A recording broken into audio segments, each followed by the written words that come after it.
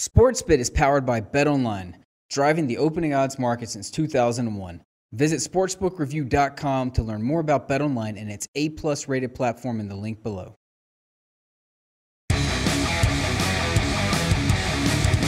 Big game breakdown, Sunday NFL here on SportsBit.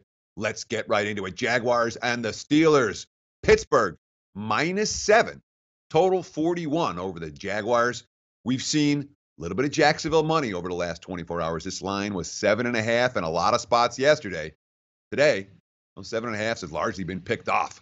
7-41 is what we're going to call it. We have a rematch from week 5 of the season. The Steelers were -7.5 in that ball game. Jacksonville won by 3 touchdowns, 30-9.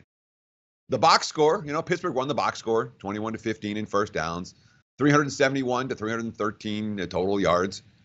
They were leading 9-7 in the third quarter, but then the ugliness happened for Big Ben.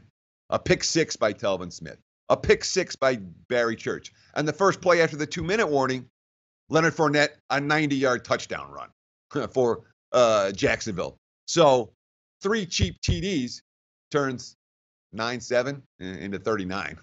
Of course, outside of that Fournette run, the Jags had only 223 yards in that ballgame, but they didn't need a whole lot of yards. The defense got the job done.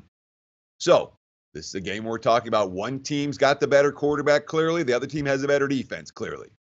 Big Ben, much better overall than Blake Bortles, and much more playoff experience. But is that, we know that's factored in the line. Is that overbuilt into the line, considering, look at this graphic. Football Outsiders defense, Jacksonville #1. Not that Pittsburgh's was bad, but the Jaguars had the best defense in the NFL this season based on the advanced metric numbers. So you start looking at the point spread with this level of defense. Doesn't happen very often. How about this? The Football Outsiders #1 defense as an underdog of +7 or more since 2010. There's been 142 total games. It's happened twice. Those two teams went 2-0 at ATS, the Jags and the Broncos back in 2015. Doesn't happen very often.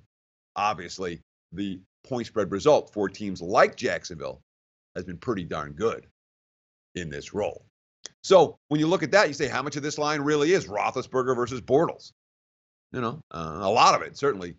The bad for Bortles, he had more rushing yards than passing yards against Buffalo last week. You don't see that very often. The Jags held the Bills to 3 points. Buffalo made 1,000 mistakes. Jacksonville still didn't cover the point spread.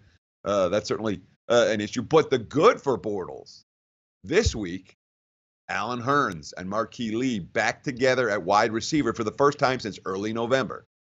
Neither guy's caught a pass last week, but now it's back-to-back weeks of practices with them. One would think we're likely to see a little bit more from Hurns and Lee this time around. You talk about Big Ben, and Big Ben's a surefire Hall of Famer. We know that. 13-7 straight up in the postseason. Got a couple of rings. But when you look at the postseason numbers, there's some flaws there. 25 touchdowns compared to only 23 INTs, or only 25 touchdowns compared to 23 interceptions. That's not a great ratio. An 84.3 passer rating. That's about 10 points down from his regular season pass rating, 94 for his career.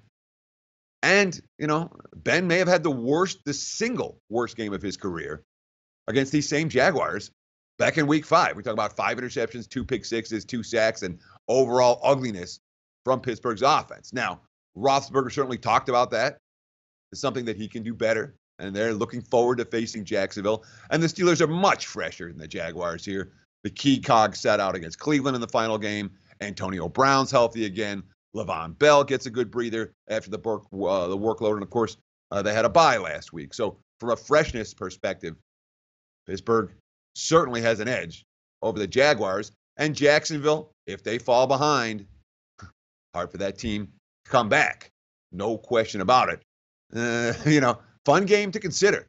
There are a number of angles that really support Pittsburgh in this game, another number of angles that really support the Jaguars, including teams with the number overall ranked defense doing pretty well in the postseason. Maybe look at the under if you're going to get involved in this one. I'm convinced that both teams likely to have a conservative strategy offensively, at least early. First half under is one bet. Makes a whole lot of sense to this better. More big game breakdowns coming up next. Who else we got? Yeah, NFL Sunday. That means Saints Vikings, the finale, right here on Sportsbit. Betting Insight today from SBRpicks.com. Hey guys, thanks for tuning in to our channel. Now, we've put a lot of work into producing all these free videos, so please help us out and keep all our content free for you forever by simply liking, sharing, commenting, and subscribing.